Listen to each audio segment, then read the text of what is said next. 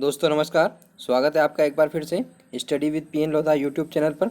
दोस्तों आज हम पढ़ने वाले हैं कक्षा 6 से संबंधित लेसन, और इनमें लेसन 8, 9 और 10 तीन लेसन पढ़ेंगे। दोस्तों छोटे छोटे लेसन हैं। हमारा सामाजिक परिवेश, विविधता में एकता और हमारे बाजार। दोस्तों ये L1 और L2 दोनों के लिए महत्वपूर्ण है, दोनों के लिए उपयोगी है, तो दोनों इसको अवश्य देखें। ठीक है दोस्तों, वीडियो बहुत ही महत्वपूर्ण होने वाला है और छोटे अध्याय होने के कारण इसमें 25 ही प्रश्न बन पाए। कितने प्रश्न बने दोस्तों?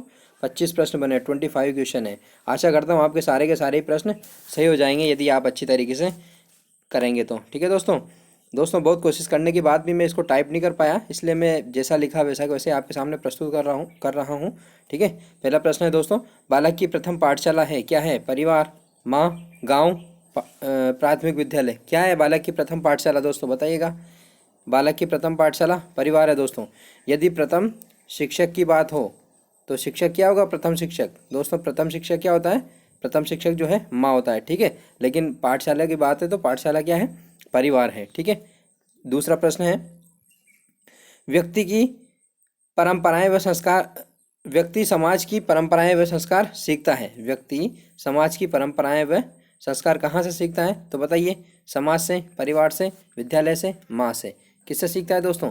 तो ये बालक जो है परंपराएं व संस्कार जो है परिवार से ही सीखता है। किससे सीखता है? परिवार से। ठीक है, अगला प्रश्न है, संयुक्त परिवारों में विघटन का कारण है। दोस्तों ये प्रश्न पहले भी चर्चा की थी इस प्रश्न की, तो वापस बताइएगा। इसका पहले वाले वीडियोस में की थी। संयुक्त परिवार के विघटन का कारण क्या है? शिक्षा, रोजगार, बेहतरीन जीवन स्तर की तलाश या बेहतरीन जीवन की तलाश। तो क्या है दोस्तों इसका आंसर? उपयुक्त सभी। इसका आंसर क्या हो जाएगा? उपयुक्त सभी। आशा करते हैं ये प्रश्न आपको समझ में आ गया होगा। ठीक है, चलते हैं अगले प्रश्न की ओर।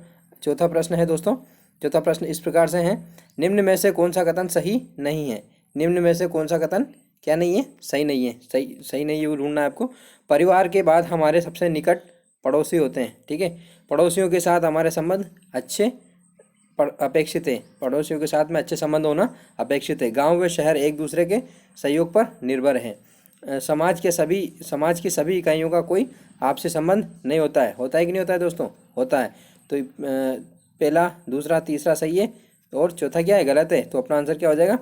चौथा वाला आंसर हो जाएगा। ठीक है दोस्तों, चलते हैं अगले प्रश्न की ओर। पांचवा प्रश्न इस प्रकार से है दोस्तों, व्यक्ति परिवार में रहकर सीखता है। क्या सीखता है? स्नेह, दया, सहयोग, क्षमा आदि। बड़ों का आदर व अतिथि सत्कार, क्षमतानुसार कार्य विभाजन। तो दोस्तों ये जो है क्या सीखता है? सभी सीखता है। तो इसका आंसर क्या हो जाएगा? उक्त सभी। दोस्तों प्रश्न सिंपल है। आज आप 25 में से 25 प्रश्न कर देंगे, लेकिन दोस्तों हम परीक्षा में जो है अक्सर इनमें से ही गलत कर देते हैं, तो इनको एक बार देखना बहुत ज़रूरी है दोस्तों। ठीक है, कक्षा 6 की जो किताब है उसका ज़्यादा लेवल है नहीं, तो वो उसमें प्रश्न कम ही बन पाते हैं। ठीक है, आगे जो 7 और 8 की किताबें आएंगी उसमें अच्छे लेवल के प्रश्न बनेंगे, उसमें ज़्यादा मजा आएंगे। ठीक है, नेक्स्ट प्रश्न है छठा, भारत में देखी जा सकती है। क्या देखी जा सकती है? भौगोलिक विविधता, भाषाई विविधता, सांस्कृतिक विविधता और उक्त सभी। तो दोस्तों क्या देखी जाती है? उक्त सभी देखी जाती है। दोस्तों ये जो है भाषाई विविधता और भौगोलिक विविधता और सांस्कृतिक विविधता, यही एकता में भी परिवर्तित हो जाती है। ठीक है दोस्तों, भौगोलिक विविधता में विभिन्न प्रकार की नदियां हैं जो हमको जोड़े रखती है। भाषाई विविधता में एक मूल भाषा है संस्कृत, जिससे सभी भाषाओं का विकास हुआ है। सांस्कृतिक विविधता में भी कई चीज़ें हैं। तो इस प्रकार से विविधता में ही क्या है? एकता। अगला प्रश्न है दोस्तों, सातवां प्रश्न है, निम्न को सही सुमेलित कीजिए। बताइए इसको, जल्दी से बताइए। असम, केरल, तमिलनाडु, बिहार। तो एक तरफ तो राज्यों के नाम है दोस्तों, और दूसरी तरफ क्या है? मनाए जाने वाले त्यौहार। तो असम में क्या मनाया जाता है? असम में बिहू। तो पहले में क्या हो जाएगा? दूसरा हो जाएगा। ठीक है, केरल में क्या मनाया जाता है? बताइए। केरल में ओणम। केरल में ओणम, तो दूसरे में 4। तमिलनाडु में क्या है? तमिलनाडु में पोंगल, तो तीसरे में तीसरा। और बिहार में छठ पूजा। बिहार में क्या है? छठ पूजा है, तो पहला हो जाएगा। ठीक है, तो 2, 4, 1, 3। 2, 4, 1, 3 किस में देखते हैं? 2, 4, 1, 3। तो ये है से वाले में। तो इस प्रकार से से वाला अपना आंसर हो जाएगा। ओके दोस्तों, चलते हैं नेक्स्ट क्वेश्चन की ओर। अगला प्रश्न इस प्रकार से है, कौन सा विकल्प सही नहीं है? कौन सा विकल्प सही नहीं है? 8वां प्रश्न है, बताइए दोस्तों। दक्षिण, दक्षिण में क्या है दोस्तों भारत के? उत्तर में क्या है? पूर्व में क्या है? पश्चिम में क्या है? दोस्तों विविधता में एकता वाले उस चैप्टर से हैं, तो ये इसी प्रकार के प्रश्न उसमें बनते हैं। ठीक है, उत्तर में क्या है? दक्षिण में क्या है? दक्षिण में प्रशांत महासागर है क्या? उत्तर में हिमालय है बिल्कुल, पूर्व में बंगाल खाड़ी है, पश्चिम में अरब सागर है। ठीक है, तो इसमें क्या है? इसमें पहला वाला अलग हो जाएगा। उत्तर में क्या है? दक्षिण में क्या है? दक्षिण में हिंद महासागर है। कौन सा महासागर है? हिंद महासागर। ठीक है, तो इस तरीके से इसका आंसर क्या हो जाएगा? पहला वाला आंसर हो जाएगा। ठीक है, नेक्स्ट प्रश्न देखते हैं। 9वां प्रश्न इस प्रकार से है, कौन सा विकल्प सही नहीं है? कौन सा विकल्प सही नहीं है दोस्तों? ये नगरीय और शहरीकरण से संबंधित है, बाजारों से। तो कानपुर चमड़ा उद्योग के लिए, लुधियाना ऊनी वस्त्र उद्योग के लिए, जमशेदपुर इस्पात उद्योग के लिए और शिवकाशी उर्वरक उद्योग के लिए। ठीक है, तो इसका आंसर क्या हो जाएगा? इसका आंसर हो जाएगा दोस्तों शिवकाशी।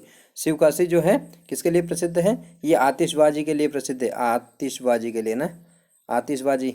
ठीक है, आतिशबाजी यानी कि पटाखे वगैरह है ना, पटाखे जो है ये कहाँ बनते हैं? शिवकाशी। शिवकाशी कहाँ स्थित है ये मुझे बताइए कमेंट करके। ठीक है, और उर्वरक उद्योग के लिए कौन सा शहर जो है या कौन सा नगर जो है प्रसिद्ध है, ये भी बताइएगा। ठीक है, नेक्स्ट प्रश्न है, असत्य विकल्प है। असत्य विकल्प कौन सा है बताइए? सिंपल सा प्रश्न है। मुस्लिम, ईद, ईसाई, क्रिसमस, जैन, नानक जयंती, सिंधी, चेटीचंड। तो दोस्तों कौन सा है इसमें? इसमें से वाला हो जाएगा दोस्तों।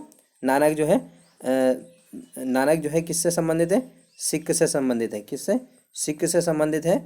और जैन जो है महावीर जयंती से संबंधित है। क्या? महावीर जयंती। ठीक है, तो इस प्रकार से इसका आंसर क्या हो जाएगा? इसका आंसर हो जाएगा जैन। ठीक है, अगला प्रश्न है दोस्तों, बहुत महत्वपूर्ण प्रश्न है दोस्तों।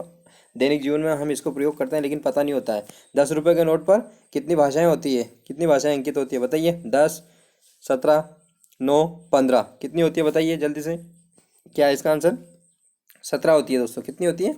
17 भाषाएं होती है। अंग्रेजी और हिंदी को छोड़ करके 15 होती है, और सारी भाषाएं जो होती है वो कितनी होती है? 17 भाषाएं होती है। इसका आंसर क्या हो जाएगा? 17। ठीक है दोस्तों, आगे चलते हैं। नेक्स्ट प्रश्न 12वां है, सही सुमेलित विकल्प नहीं है। सही सुमेलित विकल्प नहीं है। दक्षिण भारत इडली डोसा, पंजाब दाल बाटी, गुजरात ढोकला खमन, बिहार लिट्टी चोखा। तो दोस्तों क्या है? समझ में आ रहा होगा आपके।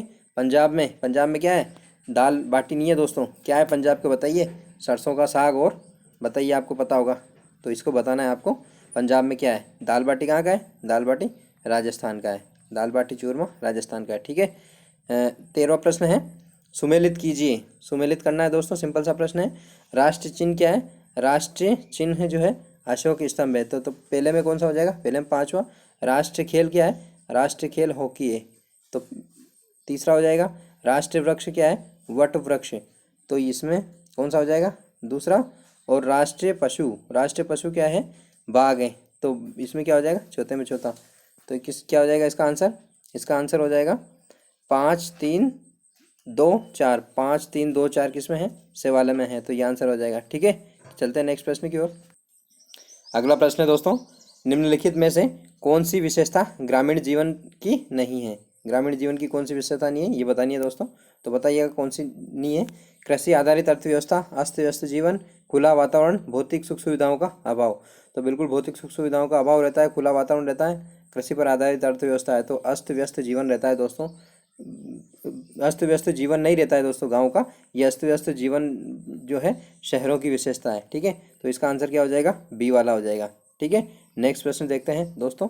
15वां प्रश्न है, जब किसी के बारे में पहले से ही धारणा बना लेते हैं तो यह धारणा क्या कहलाती है? क्या कहलाती है दोस्तों? ये भविष्यवाणी, पूर्वाग्रह, अभिवृत्ति, रूढ़िवादी। क्या कहलाती है दोस्तों? जल्दी से बताइए। ये कहलाती है दोस्तों पूर्वाग्रह कहलाती है। क्या कहलाती है? पूर्वाग्रह। दोस्तों बुक में से ही है सारे प्रश्न, एक भी प्रश्न बाहर से नहीं है। ठीक है, तो आपको ये अगर ये प्रश्न कर लेते हो आप तो बुक में और इसके अलावा कोई फैक्ट नहीं मिलेंगे। ठीक है, नेक्स्ट प्रश्न देखते हैं दोस्तों। नेक्स्ट प्रश्न है 16वां प्रश्न है, भारत में स्वतंत्रता नहीं है। किसकी स्वतंत्रता नहीं है? व्यवसाय की, धर्म पालन की, समान अवसर की, लोगों के जीवन में हस्तक्षेप की। सिंपल सा प्रश्न है दोस्तों, डी वाला हो जाएगा इसका आंसर। ठीक है, वीडियो को पूरा अवश्य देखिए। ठीक है, गाँव में अक्सर विनिमय होता था पहले, पुराने ज़माने की बात है दोस्तों। तो होता किससे होता था? मुद्रा विनिमय, वस्तु विनिमय, नकद, ऑनलाइन वर्तमान कंसेप्ट है। किससे होता था दोस्तों? वस्तु विनिमय द्वारा होता था। वस्तु विनिमय द्वारा गाँव में जो है वस्तुओं का लेन देन होता था, उसी से जो है गांव में काम चलता था। ठीक है, हाट बाजार है, हाट बाजार क्या है दोस्तों? साप्ताहिक हाट है क्या, अस्थायी दुकान है क्या, विविधतापूर्ण बाजार है क्या? बिल्कुल दोस्तों, सारे के सारे ही हैं इसमें आंसर। तो इसका विकल्प क्या हो जाएगा? उक्त सभी। दोस्तों साप्ताहिक बाजार लगता है जिसमें सभी तरीके की दुकानें आती हैं, जिसमें उपभोक्ता को अपनी आवश्यकता की वस्तुओं का चुनाव करने की स्वतंत्रता होती है, इसलिए हाट बाजार महत्वपूर्ण होते हैं। ठीक है, नेक्स्ट प्रश्न देखते हैं दोस्तों। 19वां प्रश्न इस प्रकार से है, वे लोग जो वस्तुओं के उत्पादक व वस्तुओं के उपभोक्ता के बीच होते हैं क्या कहलाते हैं? दलाल, व्यापारी, बिचौलिए, ग्राहक। प्रश्न सिंपल सा है दोस्तों, लेकिन हम गलत कर देते हैं, तो इसका आंसर क्या है? व्यापारी है। क्या दोस्तों इसका आंसर?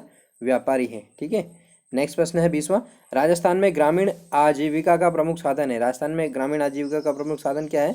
तो बताइए, व्यापार है क्या, पशुपालन है क्या, हस्तशिल्प, उद्योग? क्या है दोस्तों? बताइए जल्दी से। तो पशुपालन जो है, कृषि और पशुपालन जो है मुख्य साधन है। तो कृषि नहीं है तो यहाँ क्या हो जाएगा? पशुपालन, लाइवलीहुड। ठीक है, 21वां प्रश्न है, कौन सा उद्योग कृषि पर आधारित नहीं है? तो डेयरी उद्योग, चमड़ा उद्योग, खाद्य प्रसंस्करण, पत्थर उद्योग। समझ में आ रहा होगा, पत्थर उद्योग का कृषि से कोई संबंध नहीं है। ठीक है, तो इसका आंसर डी वाला हो जाएगा। ठीक है, अगला प्रश्न देखते हैं दोस्तों, बिना किसी देरी के। 22वां प्रश्न है, भारतीय राष्ट्रीय एकता का प्रतीक नहीं है। भारतीय राष्ट्रीय एकता का प्रतीक कौन सा नहीं है? भौगोलिक बनावट, हमारा संविधान, क्षेत्रीय भावना, हमारा स्वतंत्रता संग्राम। तो दोस्तों इसमें एक आपको नेगेटिव नज़र आ रहा होगा, क्षेत्रीय भावना जो है भारतीय राष्ट्रीय एकता का प्रतीक नहीं है। ठीक है, ये विघटन का प्रतीक है। ठीक है, नेक्स्ट प्रश्न है दोस्तों, 23वां प्रश्न देखते हैं, निम्नलिखित में से कौन सा बैंक खाते का प्रकार नहीं है? कौन सा बैंक खाते का प्रकार नहीं है? बचत, चालू, सावधि और व्यक्तिगत खाता। ठीक है दोस्तों, तो ये कौन सा नहीं है दोस्तों?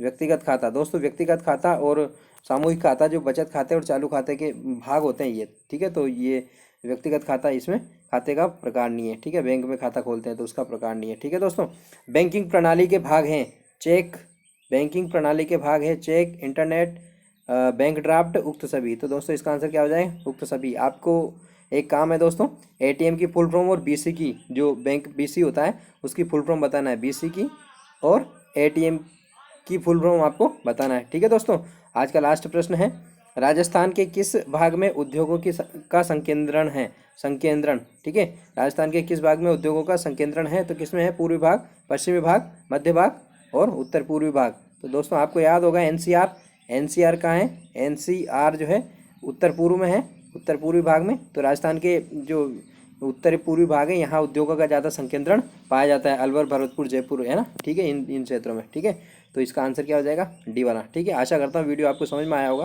दोस्तों टाइप करने का टाइम नहीं है, इसलिए मैं सीधे इनको प्रस्तुत कर रहा हूँ। वैसे यदि इन्हीं प्रश्नों को टाइप करके प्रस्तुत किया जाता है तो बहुत ज़्यादा अच्छा प्रभाव पड़ता है, लेकिन समय अभाव के कारण, क्योंकि सुबह भी क्लास होती है और शाम को भी क्लास होती है, तो टाइप करके और प्रस्तुत करना संभव नहीं है। तो आप इसका इसी तरीके से आनंद लीजिए।